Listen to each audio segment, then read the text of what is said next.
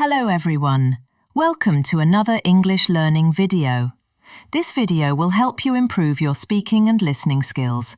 Today, I'm going to share a short story. It is about a young woman named Emma. She visits a hospital because of a strong headache. She tells the doctor something untrue, but that visit changes her life in a very special way.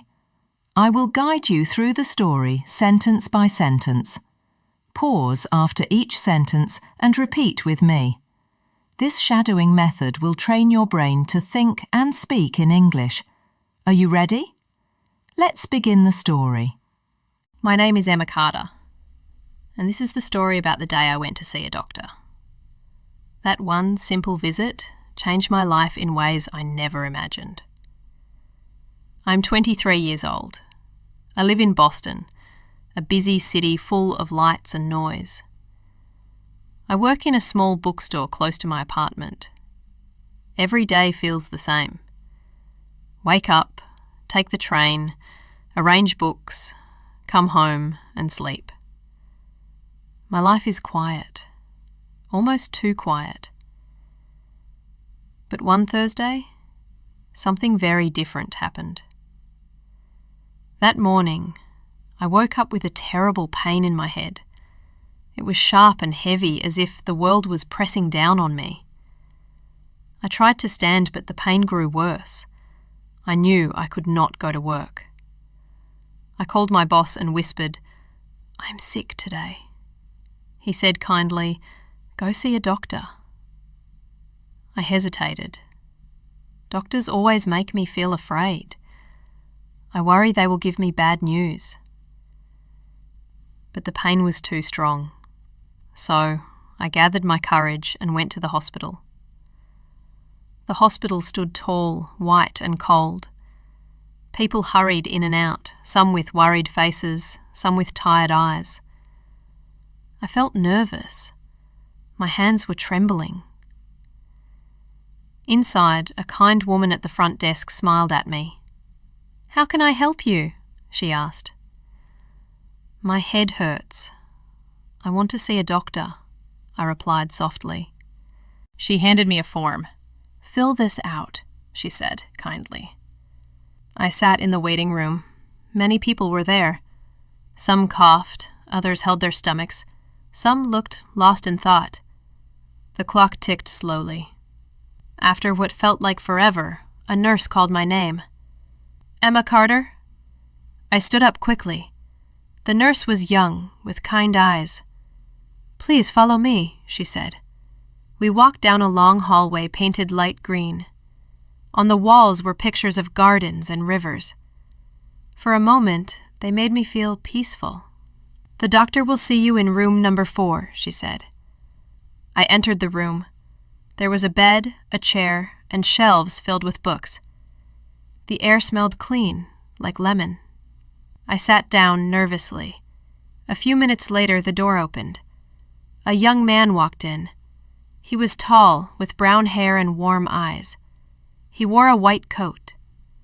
"Hello, I am Dr. Andrew Miller," he said with a kind smile. My heart began to race. Not because of fear, but because he was the most gentle-looking man I had ever seen. "What seems to be the problem today?" he asked politely. "My head hurts," I said softly. He pulled a chair close to me. I could smell his cologne, fresh like the morning air after rain. "When did the pain start?" he asked. "This morning," I answered quietly. He checked my blood pressure. He looked into my eyes and ears carefully. His face was close to mine, and I felt nervous in a sweet way. "Everything seems normal," he said calmly. "I think it's just a simple tension headache, nothing serious. Drink water, rest, and take this medicine." "Thank you, doctor," I whispered. "You're welcome, Emma," he replied warmly. I left the hospital. My headache was already better, but my heart felt unusual. I could not stop thinking about him. 3 days later, the pain was gone, but my thoughts about him remained. Every morning I remembered his smile. Every night I replayed his voice in my head. 1 week later I made a decision. I would go back to the hospital. I would say my headache was still bad. It was not true, but I wanted to see him again.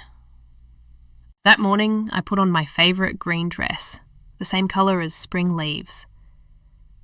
I brushed my hair carefully and added lipstick. I looked in the mirror and whispered, "You can do this." At the hospital, I told the woman at the desk, "I need to see Dr. Miller again." "Is your headache still bad?" she asked. "Yes, very bad," I lied. She made an appointment for me. I sat waiting, my hands shaking. But this time the shaking was not from pain, but from excitement. The nurse led me to room number 4 again. "The doctor will be here soon," she said. My heart pounded as the door opened. Dr. Miller walked in, smiling. "Emma," he said gently, "how are you feeling?" "Not good," I said. "The headache is still here." He looked concerned. He checked me again.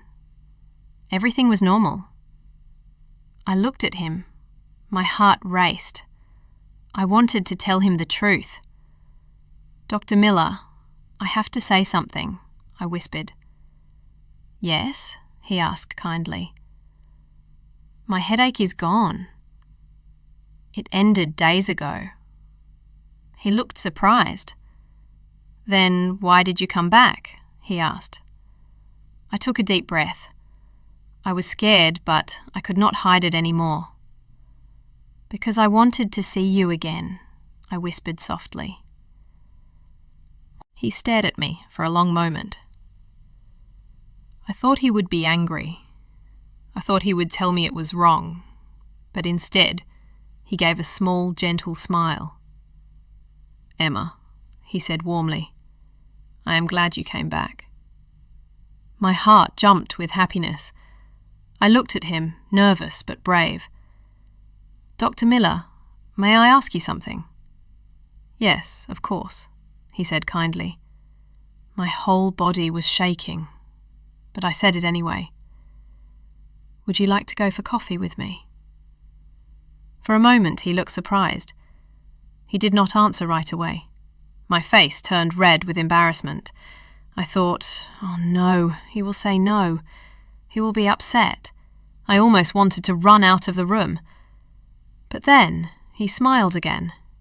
His warm brown eyes softened, and he said one simple word. "Yes." I could not believe it. My heart felt like it was flying.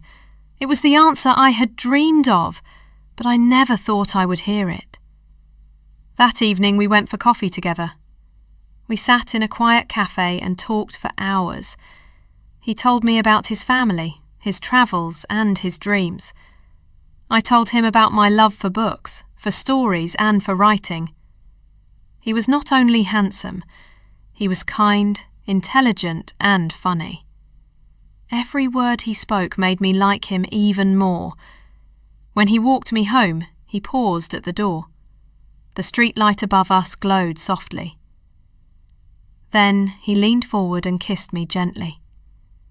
It felt like a dream come true. From that night, we saw each other often. We went for long walks by the river. We watched movies together. We cooked dinner side by side. 3 months later, he told me he loved me. We were sitting in a park at sunset.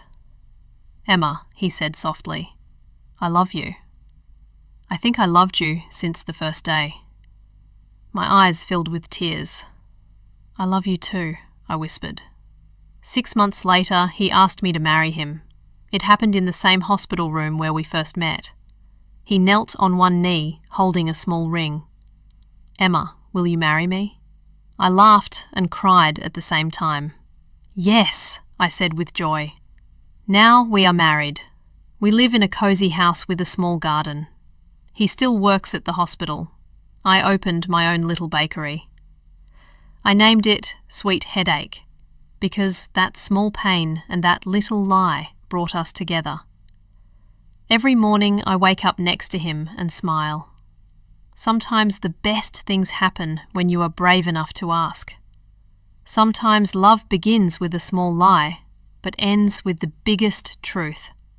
True love. This is my story. This is how I met my husband. Now let's practice together. Read this story again slowly and repeat after me. This practice is called shadowing. It will help you improve both your English listening and speaking. Try to practice every single day, even for just 10 minutes. Step by step, your English will become clearer and more natural. I'll see you again in the next English learning video.